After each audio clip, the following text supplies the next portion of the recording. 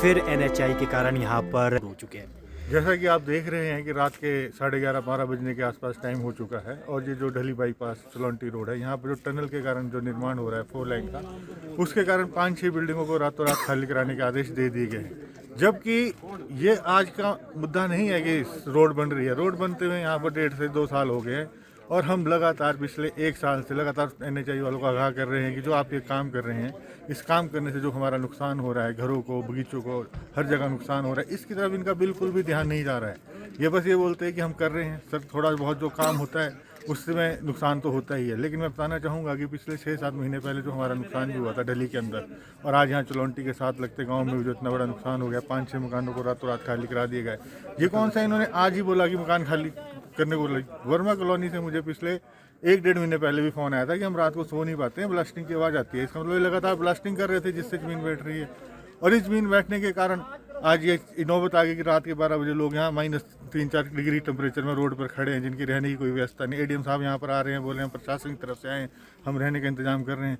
ADM साहब तो 1 महीने पहले 1 महीने लगातार हमारे पास भी आए थे, तो आज तक वहाँ रास्ते तक नहीं बने। अभी रिसेंटली कल हमारी एक वृद्ध महिला, हमारी बुआ जी, वो जो 4 लाइन ने मलबा फेंका उस डंपिंग में, जो पैदल चलने के लिए रास्ते तक नहीं रखे, वहाँ से गिरे हैं और उनके दोनों बाजू शोल्डर डिस्लोकेट हो गया है और वो 3 दिन से आईजीएमसी में एडमिट है, जिनकी उनकी 3 से 4 सर्जरियाँ हो चुकी है। तो हम ये कहना चाहेंगे प्रशासन को, काम आप बोले हो रहा है, कुछ नहीं हो रहा सर। हम ये कहना चाहेंगे कि जो हो रहा है सिर्फ 4 लाइन का निर्माण का कार्य हो रहा है। आम लोगों की व्यवस्था, रहने की और उनकी जो इतनी भी सुविधाएं हैं उनकी तरफ कोई ध्यान नहीं दिया जा रहा, उल्टा उनका नुकसान ही हो रहा है डे बाई डे।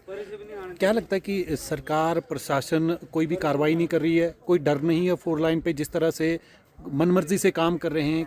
क्या लगता है कि बेखौफ होकर ये काम कर रहे हैं और लोग बेघर होते जा रहे हैं? देखो, जहाँ तक आप कह रहे हैं सरकार और प्रशासन अगर कुछ करती तो आज ये नौबत यहाँ नहीं आती कि लोगों को 12 बजे रोडों पर खड़े होना पड़ता। यहाँ के लोगों ने भी पिछले 6-7 महीने पहले भी दिल्ली पुलिस थाने में और संजौली के अंदर अपनी एफआईआर दी है, लॉन्च कराई थी कि उन्होंने कहा था कि हमारे मकानों को खतरा हो रहा है और लगातार जो टनल्स के निर्माण हो रहा है वो ब्लास्टिंग के कारण हो रहा है। तो 4 लाइन वालों ने तो ब्लास्टिंग रोकी ही नहीं। अगर वो ब्लास्टिंग करना रोक देते या किसी और टेक्निक से काम करते तो आज इन घरों को खतरा होता ही नहीं। कुछ दिन पहले दिल्ली से भी टीम आई थी, जब दिल्ली में अपने बट्टा गुफर में रोड बैठा था, तो वहाँ पर भी उन्होंने क्या रिपोर्ट बना के की थी, पानी की पाइप लीक हुई, उसकी वजह से पूरा वो जगह बैठ गई और बस बैठ गई। तो हमारा मानना तो है कि पानी की पाइप तो तब फटी होगी जब नीचे से ज़मीन हिली होगी, अदरवाइज तो पानी की पाइप तो इतने सालों से चल ही रही होगी, उससे थोड़ी ना नुकसान होना था वहाँ पर। तो मैं ये कहना चाहूँगा कि प्रशासन और सरकार का इस ओर कोई भी ध्यान नहीं है और उनको भी पूरी तरह से निगलेक्ट कर रहे हैं वो भी, मतलब आम लोगों की तरफ उनका कोई ध्यान नहीं। कितनी एफआईआर करवा चुके हैं? मैंने 4 एफआईआर करवाई है, उसमें अभी तक कोई भी कार्रवाई आगे नहीं हुई है। वो आपको पता है कि 25 मई को मैंने पहली एफआईआर कराई थी और आज 2026 आ गया है, 25 मई 2025 को हमने एफआईआर कराई थी। और इस क्षेत्र से भी मई या जून के आसपास ही लोग हमारे पास आए थे, राकेश जी वगैरह 5-6 लोग हमारे पास आए थे, उन्होंने एफआईआर कराई है जिस पर आज तक कुछ भी कार्रवाई नहीं हुई है। जो टनल बनाई जा रही है, ये कहते हैं कि हम सही तकनीक से बना रहे हैं। अगर सही तकनीक से उन टनलों का निर्माण कर रहे हैं तो ये जगह ही क्यों बैठ रही है? आपके सामने है संजौली की जो टनल बनी, वो हिमाचल की कंपनी साई कंस्ट्रक्शंस के पास उनका काम था। उसके ऊपर तो 10 मीटर 5 मीटर ऊपर ही मकान बने थे, वहाँ तो कोई भी एक मकान नहीं बैठा। आज वो टनल ढंग से चल भी रही है।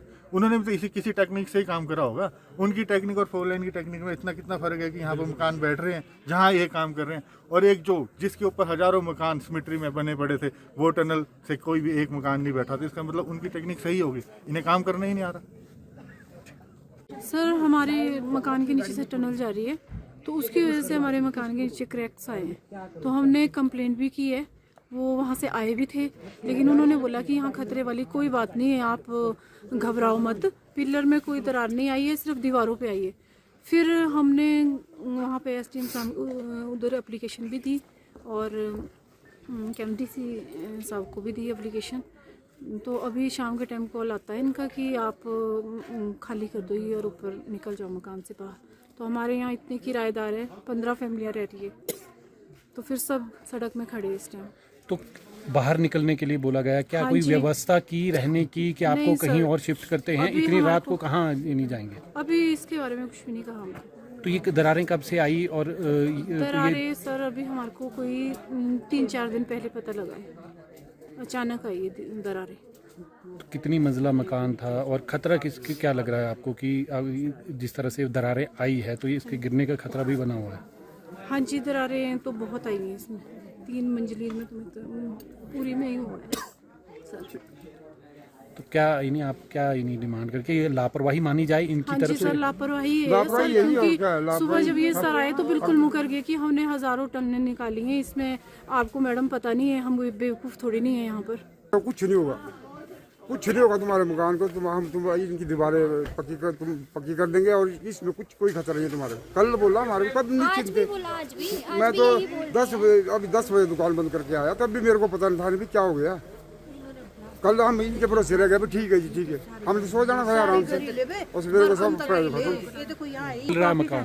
ये तो शुरू से हो रहा था, जब मतलब दीवारें ऐसे काम पड़ी, दरार नहीं आती थी, दीवारें ऐसी कांपती थी बुरदरा, हिलना का सारा मकान, रात को नींद खुल नहीं। क्या सरकार से क्या इन्हें आपकी डिमांड रहेगी? इनके ऊपर कार्रवाई होनी चाहिए? कार्रवाई होनी चाहिए इनके ऊपर, कार्रवाई तो होनी चाहिए। मान तो जो जिंदगी ने कमाया, आज 70-72 साल की उम्र है, तो यही लगाया हुआ सारा सब कुछ।